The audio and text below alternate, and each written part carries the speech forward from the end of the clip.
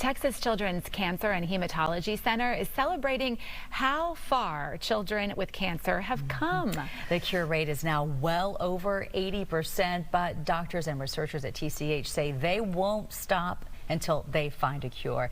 I got to participate in a special event for TCH that I've been involved in the past decade to help raise funds for the Cancer Center. There's such little funding that is provided from the government for childhood cancer research that events like this are critical to continue to look not only for cures for childhood cancer, but also treatments that are less caustic to our patients and allow them to live long, healthy, happy lives. You've got to check out these kiddos forgetting about cancer and really strutting their stuff, working the crowd right there. Showstopper. And to witness them on that stage chokes up most people in the crowd. It's powerful.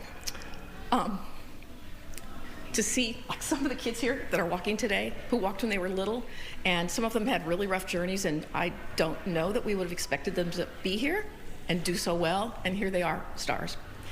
That's what it's all about for us. The kids form really close relationships with each other, and that really helps them to get through their journey.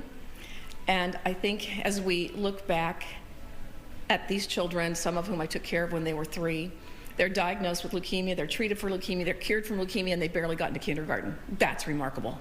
One of those is actually walking today.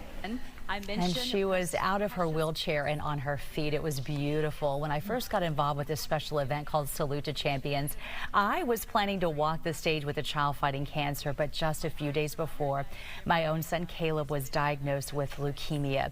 Organizers of the event encouraged me to cancel my appearance, but I realized then more than ever how important it was to help raise funds to find a cure. They paired me with a teenager. This is Presley, 10 years later.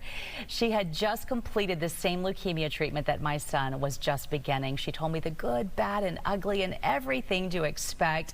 And this year we got to meet up again for the first time in 10 years. I can't tell you how meaningful that hug was. And then she gave the invocation and opened up the event, but it was so very special. So Presley will actually be joining me live online for Lunch for the Soul at 12:30 today. There are going to be tears, I promise. Oh, I'm sure. From me, probably her too. We really had to strengthen up before we could both take the mic after that hug. But I hope you'll join us on our Fox 26 Facebook page, also on our website, fox26houston.com, 12:30 today. And for people who don't